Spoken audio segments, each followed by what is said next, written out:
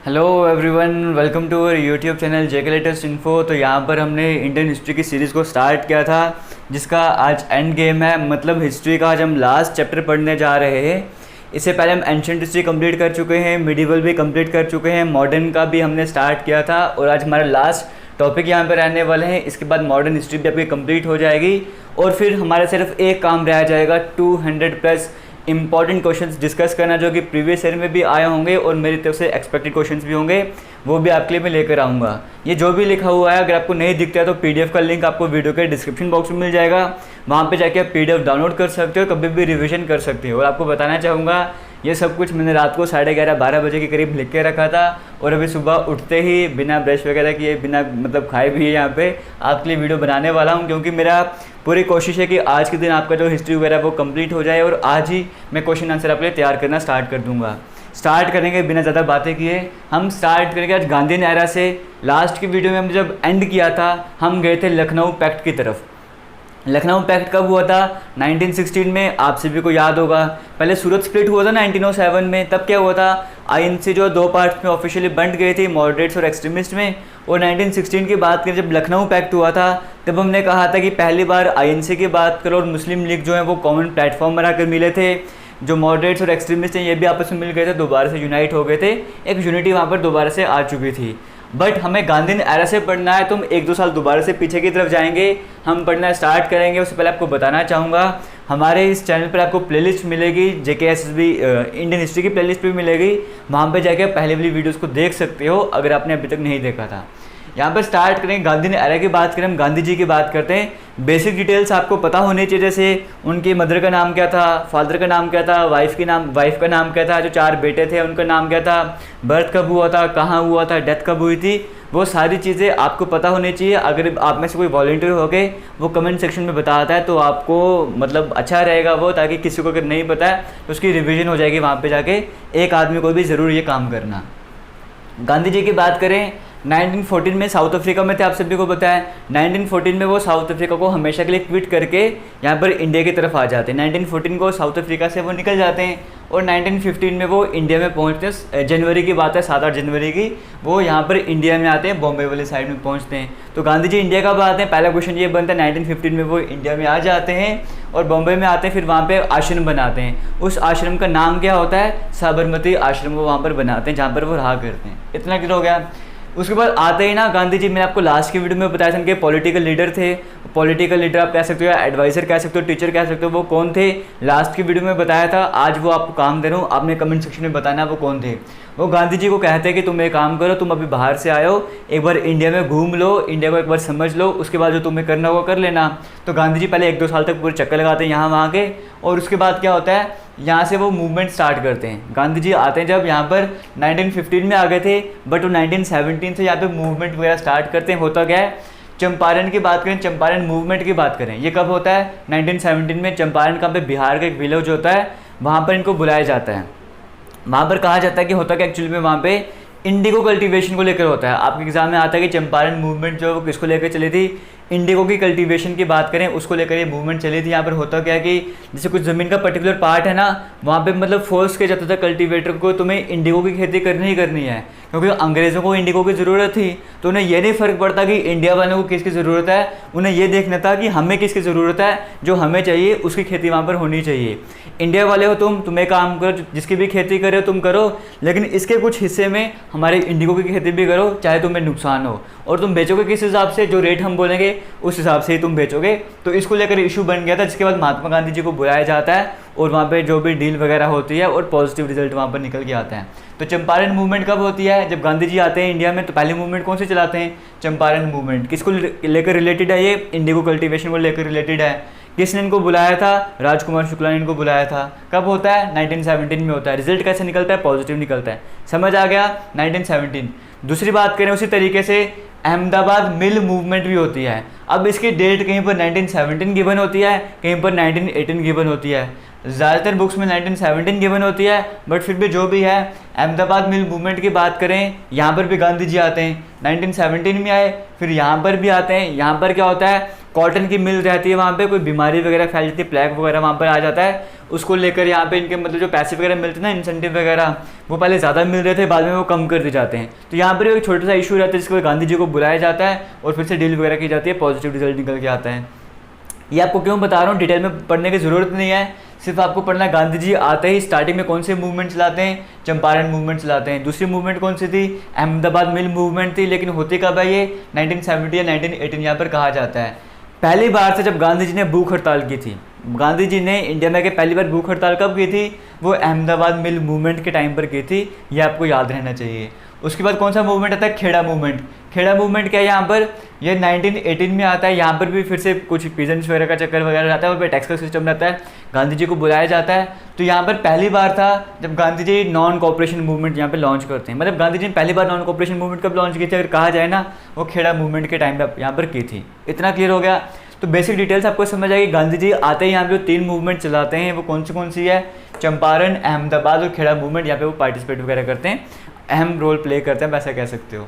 फिर हम बात करते हैं रॉलेट एक्ट, जहाँ से आपके एग्जाम में क्वेश्चन आने के पूरे चांसेस रहते हैं। ये होता कब है, 1919 में रॉलेट एक्ट होता है। यहाँ पर एक्चुअली में होता क्या है, यहाँ पर अगर हम बात करें इस टाइम पीरियड पर वाइसरॉय कौन थे, मैंने कहा था ना गवर्नर जनरल की जगह वाइसरॉय हो जाएंगे। यहाँ पे वाइसरॉय कौन होते हैं, लॉर्ड चैम्सफोर्ड यहाँ पे वाइसरॉय रहते हैं। जस्टिस कौन रहते हैं, जज कौन रहते हैं, रॉलेट रहते हैं, उन्हीं के नाम पे रॉलेट एक्ट यहाँ पे इसका नाम दिया जाता है। होता क्या है, जो जस्टिस एंड रॉलेट ये एक्ट पास करते हैं, जिसमें कहा जाता है जो वहाँ की सरकार थी ना, उनको इतनी पावर दी जाती है कि तुम क्या कर सकते हो, तुम किसी को भी उठा सकते हो, किसी को भी जेल में डाल सकते हो, कोई ट्रायल की ज़रूरत नहीं है, कोई नोटिस की ज़रूरत नहीं है, जाओ उठा के जेल में डाल दो, मैं तुम्हें परमिट करता हूँ। इस तरह का एक्ट पास किया जाता है रॉलेट के द्वारा। कब किया जाता है, 1919 में। अब ये तो बेकार सी चीज़ होगी ना। तो गांधी जी पहली बार यहाँ पे सत्याग्रह की बात करते हैं। सत्याग्रह मतलब हमें लड़ाई वगैरह नहीं करनी है, सच के रास्ते पे चल के हमें जीतना है। और बहुत ज़्यादा पावर थी, सारे डरते थे इस चीज़ से, ठीक है, क्योंकि साउथ अफ्रीका में ऐसे बड़े बड़े काम वो करके आए थे। तो गांधी जी पहली बार यहाँ पर आकर सत्याग्रह की आवाज़ कब उठाते हैं, जब रॉलेट एक्ट पास किया जाता है। अप्रैल 6 को हम बात करें, अप्रैल 6 1919 रॉलेट एक्ट 1919 में पास हुआ ना, सत्याग्रह की आवाज़ उठाते हैं। फिर 6 अप्रैल 1919 को गांधी जी को अरेस्ट कर दिया जाता है, और इस एक्ट को फेमस ब्लैक एक्ट के नाम से भी जाना जाता है। तो फेमस ब्लैक एक्ट कौन सा था, वो रॉलेट एक्ट था। गांधी जी को जिसके बाद गिरफ्तार किया जाता है, अरेस्ट किया जाता है। अरेस्ट कब किया जाता है गांधी जी को, अप्रैल 1919 में किया जाता है। रॉलेट एक्ट भी आपको समझ आ गया होगा। इसके बाद होता क्या है, इसके बाद हम बात करते हैं जलियांवाला बाग मैसेकर की, जलियांवाला बाग हत्याकांड की हम यहाँ पर बात कर लेते हैं। यहाँ पर होता क्या, देखो आप सभी को पता होगा, यहाँ पर अप्रैल 13 1919 की बात करें तब की बात है, 13 अप्रैल 1919 की बात है। यहाँ पर रॉलेट एक्ट भी तभी पास होता, जलियांवाला बाग हत्याकांड भी तभी होता है। अप्रैल 13 क्या है, बैसाखी का त्यौहार होता है। अब इसके पीछे की कहानी क्या है, अगर हम बात करें डॉक्टर सैफुद्दीन किचलू की और डॉक्टर सत्यपाल की बात करें, इनको क्या किया जाता है, रॉलेट एक्ट है ना, इसके अकॉर्डिंग इन दोनों को गिरफ्तार किया जाता है। इस एक्ट के अकॉर्डिंग इन दोनों को अरेस्ट कर दिया जाता है, बिना वार्निंग के, बिना किसी ट्रायल वगैरह के इनको अरेस्ट वहाँ पर कर दिया जाता है। और ये बहुत ही फेमस लीडर होते हैं उस टाइम पीरियड पर, जो मतलब आगे लीड कर रहे होते हैं, जो भी ऑर्गेनाइजेशंस वगैरह हैं, जो भी एक्ट वगैरह चल रहे होते हैं, उनमें आगे लीड कर रहे होते हैं। और अंग्रेज़ों को था कि हाँ इनको पकड़ लो तो पूरी मूवमेंट यहाँ पर रुक जाएगी। जैसे एक तरह से आप एग्जाम्पल लेके चल सकते हो, जैसे कुछ देर पहले आपने अन्ना हज़ारे जी का नाम सुना होगा, अगर वही वहाँ से उठ जाते तो मूवमेंट थोड़ी सी ढीली पड़ जानी थी, ठीक है। तो वैसे ही अंग्रेज़ों ने कहा था कि ये बड़े आगे चल रहे हैं, हम इन्हीं को रोक देते हैं तो कई लोग अपने आप ही रुक जाएंगे, क्या पता मूवमेंट ही खत्म हो जाए। तो इस एक्ट के अंडर इन दोनों को यहाँ पर गिरफ्तार कर दिया जाता है। जब इनको अरेस्ट कर दिया जाता है तो होता क्या, उसके बाद कॉमन सी मीटिंग वगैरह करने के लिए अमृतसर में आपको पता होगा जलियांवाला बाग है, वहाँ पे लोग जाते हैं जनरल मीटिंग करने के लिए, बेसिक सी बातचीत करने के लिए। अब ऑब्वियस सी बात है ना, आपको कोई मीटिंग करनी होगी, कॉन्फ्रेंस हॉल तो है नहीं, आप क्या करोगे, तो किसी के घर पे जाओगे, नहीं तो कोई आसपास पार्क वगैरह होगी वहाँ पर जाओगे। तो ये सभी अमृतसर में जो पार्क है जलियांवाला बाग, वहाँ पे जाने की कोशिश करते हैं, वहाँ पे नॉर्मली मिलने जाते हैं। और बैसाखी का त्यौहार होता है तो कुछ लोग वैसे भी वहाँ पे घूमने के लिए आए होते हैं कि भाई अमृतसर आए हुए तो चलो बाग में भी चल जाते हैं, और कुछ लोग वैसे ही वहाँ पर चल रहे होते हैं, कुछ लोग मीटिंग के चक्कर में आए होते हैं।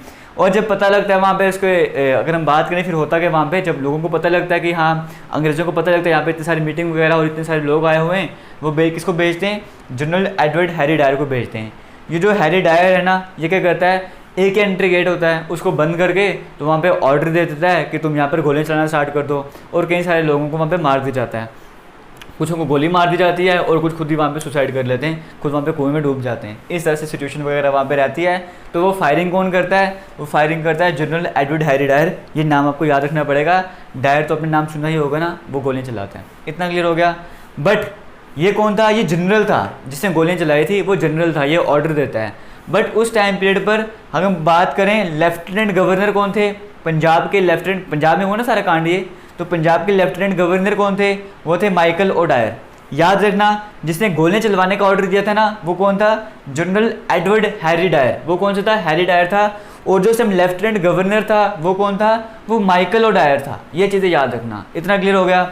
अब यहाँ पर क्या है, अब जो माइकल ओडायर है ना, जो लेफ्टिनेंट गवर्नर था पंजाब का, उसको बाद में 1940 में रिवेंज लेने के लिए सरदार उधम सिंह जो है उसको गोली मार देते लंदन में, और उसकी वहाँ पे मौत हो जाती है। क्लियर हो गया?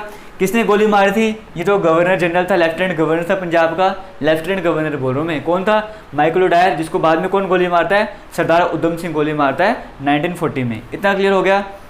बेसिक डिटेल्स आपको समझ आ गई होंगी, क्योंकि मेन तो बंदा यही है ना जिसके पास सारी पावर वगैरह हैं, तो मेन बंदे को मारना है, तो मेन बंदे को यहाँ पे मार दिया जाता है सरदार उधम सिंह के द्वारा। लेकिन कब? 1914 में, जब मौका मिलता है तब मार दिया जाता है। यहाँ तक कि आपको सारी कहानी समझ आ गई होगी, गांधी जी की एंट्री वगैरह, कौन सी मूवमेंट हुई थी, रॉलेट एक्ट क्या था, और जलियांवाला बाग हत्याकांड क्या था, वो सब कुछ आपको समझ आ गया होगा। आपको हिस्ट्री में किसी भी तरह की डिफिकल्टी लगती है ना, लगता है कि हाँ पहली बार पढ़ रहे हो, हिस्ट्री के टच में नहीं रहे थे, ये है वो है, तो ये सारे एक्सक्यूजेस होते मैं आपको बताना चाहूँगा। ये सब कुछ आपके दिमाग के मतलब सोच रहते हैं कि हाँ मैंने 10th के बाद हिस्ट्री नहीं पढ़ा तो मैं नहीं पढ़ सकता, ऐसा कुछ भी नहीं होता। अपने थिंकिंग चेंज करोगे सब कुछ क्लियर होगा, ठीक है? ये बात याद रखना, ये सारी आपकी सोच रहती है। और इसका ये है कि आप 4-5 बार वीडियो को, चलो वीडियो नहीं देख सकते ना, 4-5 बार नोट्स जो है उनको पढ़ना स्टार्ट करो, अपने आप आपके दिमाग में सब कुछ सेट होता जाएगा।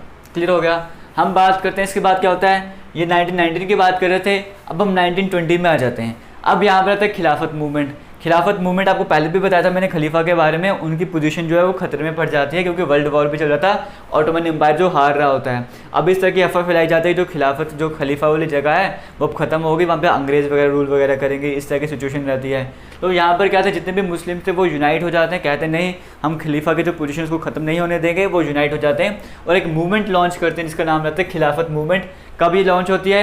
1920 में, और 1922 तक ये चलती है। तो कौन होते हैं यहाँ पे? मोहम्मद अली और शौकत अली की बात करें, ये इस मूवमेंट को लॉन्च करते हैं। कब करते हैं? 1920 में, ये आपको याद रखना होगा। उसके बाद क्या होता है? Non cooperation movement. यहाँ पे खिलाफत मूवमेंट की बात करें ना, गांधी जी भी यहाँ पे फुल्ली पार्टिसिपेट करते हैं, क्योंकि गांधी जी को पता है ये एक मौका है दोबारा से, अगर अंग्रेज़ हमें हटाने की कोशिश कर सकते हैं, अगर अंग्रेज़ों ने हमारी यूनिटी को ख़त्म किया था तो हम अपनी यूनिटी को वापस ला भी सकते हैं। तो गांधी जी ने देखा कि यहाँ पे जो मुस्लिम्स हैं वो भी अंग्रेज़ों के खिलाफ हो गए, तो हम क्या करते हैं, हम भी इनके साथ मिल जाते हैं। यहाँ पे दोबारा से यूनिटी लाने का मौका है, हिंदू मुस्लिम यूनाइट करने का दोबारा से एक मौका है। तो गांधी जी भी पार्टिसिपेट करते हैं, कहते हैं हम भी तुम्हारे साथ हैं, हमारा मोटो एक ही है, अंग्रेज़ों को बाहर भगाना, हम भगा के रहेंगे। तो दोबारा से एक यूनिटी यहाँ पर देखने को मिलती है, बड़ा इंपॉर्टेंट पॉइंट बन जाता है ये वाला, ठीक है? हालांकि एग्जाम पॉइंट ऑफ व्यू से नहीं बनता, बट अगर ऐसे देखा जाएगा तो यूनिटी का, कहीं पे यूनिटी हो रही है ना, तो बहुत बड़ा पॉइंट बन जाता है। आगे हम बात करते हैं नॉन कॉपरेशन मूवमेंट की बात करें, वो कब होता है? 1920 में होता है। यहाँ पर होता क्या है, ये पहला मास मूवमेंट था गांधी जी के द्वारा। पहला मास मूवमेंट कौन सा था गांधी जी के द्वारा? वो था नॉन कॉपरेशन मूवमेंट। यहाँ पर क्या होता है, चरखा की बात करो, गांधी ने खादी की बात करो, ये नेशनलिज्म के सिंबल बन जाते हैं कि हाँ देखो यूनिटी होती है ना, एक आपको एक चीज़ के नीचे लड़ना पड़ता है। जैसे हम इंडियन मनोबल की बात करें, किसी भी देश की बात करें, उनका एक यूनिटी का सिंबल तो कोई झंडा होता है ना, सभी झंडे के लिए लड़ते हैं। अपना जो झंडा तो तिरंगा होता है ना, झंडा आप बोल लो हमारा तिरंगा है, हम सभी उसके लिए लड़ते हैं। तो यूनिटी का एक सिंबल होना चाहिए ना, जैसे राष्ट्रीय गान होता है तो सभी उसकी मतलब वो होता है ना, यूनिटी दिखाने की कोशिश करता है, हाँ पूरा देश जो है वो खड़ा हो जाता है जब राष्ट्रीय गान चल रहा होता है। तो इस तरह की जो चीज़ें होती हैं ना, जो यूनाइट करने की कोशिश करती हैं, बड़ा इंपॉर्टेंट रोल प्ले करते हैं। वैसे उस टाइम पीरियड पर बात करें, चरखा जो था वो एक सिंबल बन गया था यूनिटी का, कि जहाँ पर भी चरखा होता था अंदर से एक फीलिंग आती थी, जहाँ पर भी खादी दिखेगा ना अंदर से फीलिंग आती थी नेशनलिज्म वाली, तो वो सिंबल बन चुके थे उस टाइम पीरियड पर जब नॉन कॉपरेशन मूवमेंट चल रहा था। इसमें था क्या, फिर से वही एक कॉपरेट नहीं करना, बहिष्कार करना, हमने जो भी अंग्रेज़ों की चीज़ें उन्हें यूज़ नहीं करना, उनके दिए हुए कपड़े हमने नहीं पहने, जो कपड़े बनाते वो हमने नहीं पहनने, अपने कपड़े हमने यूज़ करने हैं, जो उनके सामान है वो हमने यूज़ नहीं करना, जो स्वदेशी चीज़ें हमें उन्हें अपनाना है। उसके बाद कहते हैं कि जो उनकी ऑफिस वगैरह हैं वहाँ पर काम करने नहीं जाना, इस तरह की चीज़ें वहाँ पर कही जाती हैं। बट होता क्या, उनके स्कूलों में नहीं पढ़ना। बट मूवमेंट जो है ना इतने अच्छे से चल नहीं पाता, क्योंकि अब जैसे अंग्रेज़ों जो कपड़े बनाते थे, अगर हम क्या करेंगे, जैसे अंग्रेज़ों के स्कूल की बात करो, अगर उनके स्कूल में नहीं पढ़ेंगे तो कितनी देर हम बाहर बैठे रहेंगे, और हमारी जो स्वदेशी चीज़ें थी ना वो बड़ी महंगी चीज़ें थी, हम एफर्ड नहीं कर पा रहे थे। अगर वहाँ पे नौकरी वगैरह नहीं करेंगे उनके ऑफिस में तो पैसे कहाँ से लाएंगे, अपना तो कुछ सिस्टम था नहीं, तो इतना सक्सेसफुल नहीं हो पाया था। बट हाँ, लॉन्च हो गया था नॉन कोऑपरेशन मूवमेंट। और एग्जाम में क्वेश्चन आया था कि प्रिंस ऑफ वेल्स जो इंडिया में कब विजिट किया था, जब नॉन कोऑपरेशन मूवमेंट चल रहा था ना, तब उन्होंने विजिट किया था इंडिया में। क्लियर हो गया। आगे चलते हैं, आगे हम बात करते हैं चौरी चौरा इंसिडेंट की। चौरी चौरा इंसिडेंट कब होता है? 5 फरवरी 1922। ईयर आपको याद रखना ज़रूरी है। 1920 में नॉन कोऑपरेशन मूवमेंट हुआ था, उसके बाद चौरी चौरा इंसिडेंट हुआ था। कैसे याद रखते हैं? देखो, रॉलेट एक्ट हुआ, उसके रिस्पॉन्स में क्या हुआ? जलियांवाला बाग मैसेकर हो गया था। मतलब आप मीटिंग करने गए थे तो ये रिजल्ट निकला था। खिलाफत मूवमेंट हुआ, नॉन कोऑपरेशन मूवमेंट भी लॉन्च हो गया। जैसे नॉन कोऑपरेशन मूवमेंट लॉन्च होता है उसके बाद चौरी चौरा आता है। यहाँ पर होता क्या है, चौरी चौरा की बात करें, यूपी में गोरखपुर डिस्ट्रिक्ट है, वहाँ पर आता है ये चौरी चौरा। यहाँ पर होता क्या है, कुछ पीजेंट्स वगैरह तो कुछ व्यापारी वगैरह होते हैं, वो नाराज़ वगैरह होते हैं और कुछ छोटा सा इशू वगैरह वहाँ पे बन जाता है, जिसके बाद वो क्या करते हैं, एक पुलिस स्टेशन रहता है वहाँ पर, उसको पूरी तरह से जला देते हैं। पुलिस स्टेशन में कई सारे वर्कर्स वहाँ पर होते हैं, 22 या 24 कुछ पुलिस पर्सनल वहाँ पर काम कर रहे होते हैं, और पूरे पुलिस स्टेशन को जला दिया जाता है, उन सभी को मार दिया जाता है। वो अंग्रेज़ होते हैं, उनको मार दिया जाता है। उसको गांधी जी क्या करते हैं, नॉन कोऑपरेशन मूवमेंट को दोबारा से विड्रॉ कर लेते हैं, क्योंकि कहते हैं कि हमारा पर्पस ये नहीं था नॉन कोऑपरेशन मूवमेंट का कि तुम वायलेंट वे में जाके वहाँ पर काम करोगे। हमारा काम है तुम्हें आराम से करना है, जो सच है उसके रास्ते पे चलना है, और किसी भी तरह का वायलेंस वगैरह नहीं करना, लड़ाई वगैरह नहीं करनी है। और तुमने वो काम कर लिया, तुमने तो पूरा पुलिस स्टेशन ही जला दिया है। अब नॉन कोऑपरेशन मूवमेंट को कोई बेनिफिट नहीं है, मैं इसे विड्रॉ कर रहा हूँ, अपनी मर्जी चलाओ तुम। तो कब विड्रॉ करते Gandhi ji non cooperation movement को? 12 फरवरी 1922। ईयर याद रखना जरूरी है। 1920 में लॉन्च किया था, 1922 में विड्रॉ कर लेते हैं। क्लियर हो गया, ये सब कुछ आपको समझ आ गया। इसके बाद हम जंप करते हैं साइमन कमीशन की तरफ। 1927 में याद रखना, 1927 होता क्या है, साइमन कमीशन क्या है, ब्रिटिश यहाँ पे अपॉइंट करते हैं, जो हेड होते हैं ना यहाँ के इस कमेटी के, वो साइमन होते हैं, उन्हीं के नाम पे नाम रखा गया है साइमन कमीशन। 1927 में ब्रिटिश गवर्नमेंट इस चीज़ को अपॉइंट करते हैं। यहाँ पे पर्पस क्या होता है, 7 मेंबर की ये कमेटी होती है, जो इंडिया में कब पहुँचते हैं, इंडिया में 1928 में पहुँचते हैं। और 1927 में ये कमीशन बनता है। इंडिया में कब आते हैं, 1928 में आते हैं। इसको वाइट मैन कमीशन भी कहा जाता है। क्यों? क्योंकि यहाँ पे ये कमीशन इंडिया वालों के लिए बना होता है कि इंडिया के एडमिनिस्ट्रेशन को हम देखेंगे, इंडिया के सिस्टम को हम समझेंगे, उनके लिए काम करेंगे।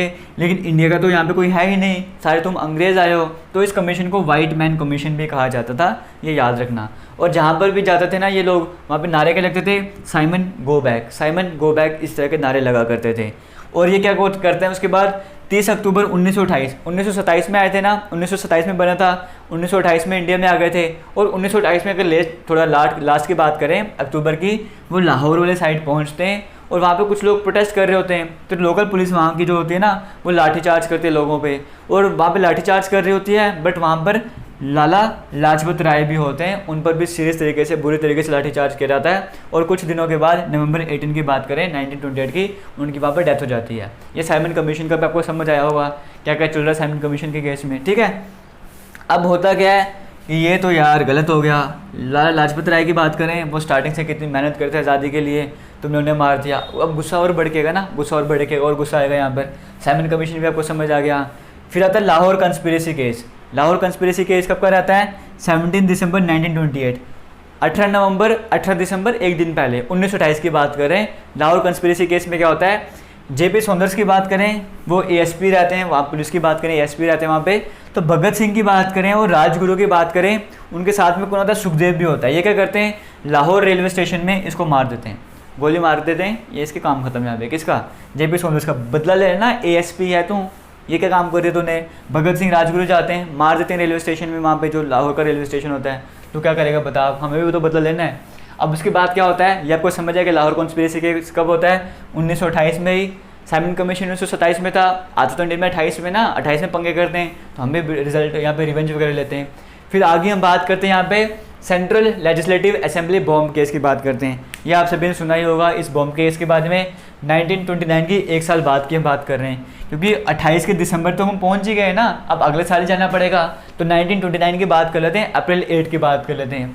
यहाँ पर होता क्या है, भगत सिंह की बात करें, बटुकेश्वर दत्त की बात करें, वो 2 बॉम्ब वहाँ पे फेंकते हैं असेंबली के बीच में। हालांकि वहाँ पे कोई डिस्प्यूट बिल वहाँ पे डिस्कशन वगैरह चल रही होती है, पब्लिक सेफ्टी बिल कोई वहाँ पे डिस्कशन वगैरह चल रही होती है।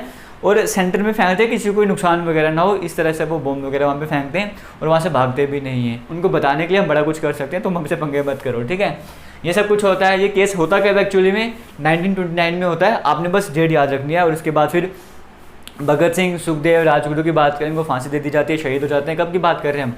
मार्च 23, 1931 की बात करें, इस तारीख को इनको फांसी दे दी जाती है। किन किन को? भगत सिंह, सुखदेव और राजगुरु को। ये शहीद हो जाते हैं देश के लिए। इतना आपको समझ आ गया। ये डेट आपके लिए बड़ी इंपॉर्टेंट बन जाती है 23 मार्च वाली। आगे हम बात करते हैं लाहौर सेशन की बात करते हैं। लाहौर सेशन कब होता है? दिसंबर 1929 में। लाहौर सेशन में क्या होता है? पूर्ण स्वराज, कंप्लीट इंडिपेंडेंस। पूर्ण स्वराज आपके एग्जाम में क्वेश्चन आता है, बट इसे कंप्लीट इंडिपेंडेंस आप समझ सकते हो। इसकी आवाज़ यहाँ पर उठाई जाती है जब लाहौर का सेशन चल रहा होता है। 1929 में भी सेशन चल रहा होता है। कहा जाता है कि हमें पूरी तरह से आज़ादी वगैरह चाहिए।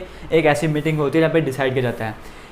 26 जनवरी को डिसाइड कर दिया जाता है कि 26 जनवरी को हम आज़ादी दिवस मनाएंगे, इंडिपेंडेंस डे मनाएंगे। और यही रीज़न है कि 26 जनवरी को तो मना नहीं पाए थे तब, तो तभी इसी रीज़न से ना जो हमारा हो रहा था 26 जनवरी को रिपब्लिक डे रहता है, वो 26 जनवरी में क्यों आता है? इसी डेट की वजह से, 26 जनवरी की इसी डेट की वजह से कि हमने उस दिन आज़ादी का दिवस मनाया होता है, सोचा होता है, लेकिन वो मना नहीं पाते। रिपब्लिक डे बाद में इसीलिए इस डेट को मनाया जाता है।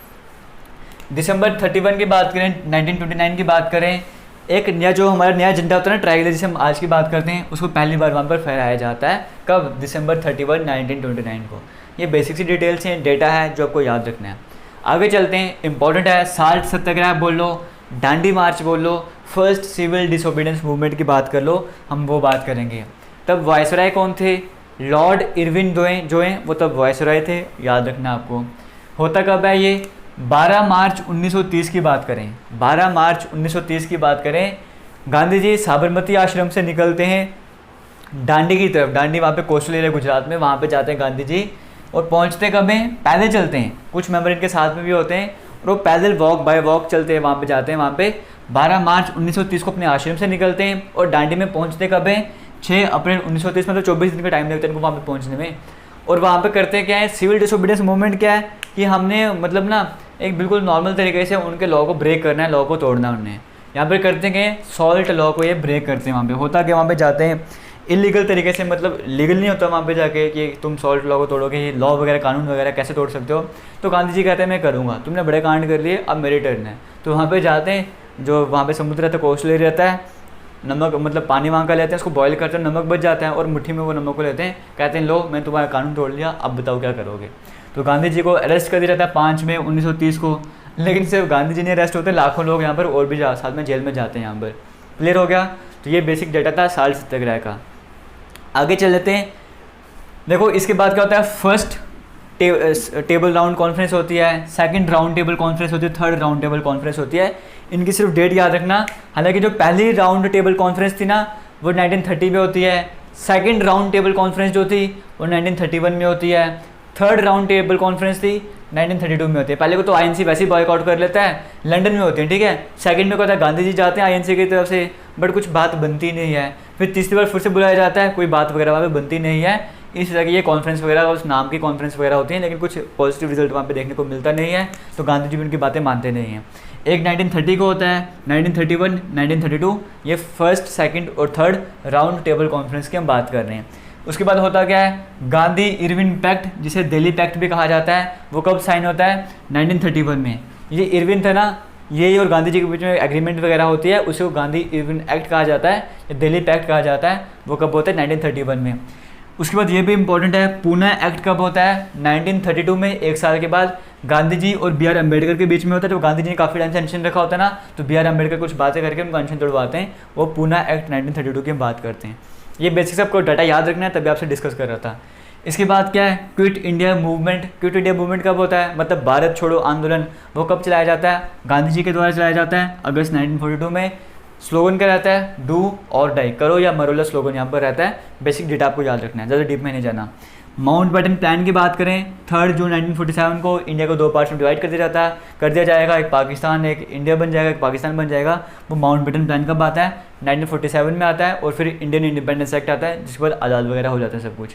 ये था बेसिक ओवरव्यू, मतलब पूरी हिस्ट्री का आपको समझा दिया मैंने, कैसे कैसे क्या हुआ था स्टार्टिंग से लेकर एंड तक का। यहाँ पे कुछ चीज़ें रहती हैं, जैसे आप बोलोगे ना कि पिट्स एक्ट रह गया, गवर्नमेंट ऑफ इंडिया एक्ट रह गया, वो सारी चीज़ें पॉलिटी में आती हैं। पॉलिटी आपका सिलेबस वगैरह है नहीं, बट फिर भी आपको बताना चाहूँगा कुछ चीज़ें ऐसी रहती हैं जो मैं डिस्कस नहीं कर पाता या मैंने खुद भी डिस्कस नहीं किया जानबूझकर, तो वो सभी जब आप क्वेश्चंस करवाऊंगा ना, जो भी इंपॉर्टेंट चीज़ें होंगी वो वहाँ से कवर हो जाएंगे। तो पैनिक होने की ज़रूरत नहीं है, जितना पढ़ाया है ना वो भी मोर देन इनफ है। क्लास 4 में इतना ज़्यादा नहीं पढ़ाया जाता, बट मैं फिर भी आपको इसलिए पढ़ा रहा था कि आप किसी और एग्ज़ाम की प्रिपरेशन भी कर रहे हो तो वहाँ पर भी आपका सब कुछ काम आ जाएगा। ठीक है, अब आपको जो क्वेश्चंस मिलेंगे उनकी प्रिपरेशन अच्छे से करनी है। किसी भी तरह का डाउट रहता है कमेंट सेक्शन में कमेंट करके ज़रूर पूछना। हमारा इंस्टाग्राम ट्विटर इसी के नाम से है, आप हमें वहाँ पे फॉलो करना चाहते हो तो कर सकते हो। वहाँ पर हम जो भी अपडेट वगैरह होते हैं वो डिस्कस करते रहते हैं। टेलीग्राम का लिंक वीडियो के डिस्क्रिप्शन बॉक्स में मिल जाएगा, वहाँ पर जाकर ज्वाइन कर सकते हो टेलीग्राम को भी। और साथ ही साथ जो हमेशा के लिए आपको बोलता हूँ मैं, पूरे लेक्चर में जो भी समझ आया ना, एक क्वेश्चन अपनी तरफ से बना के कमेंट सेक्शन में पूछ देना और बाकी बच्चे वहाँ पे पार्टिसिपेट करना और उसका आंसर बताना।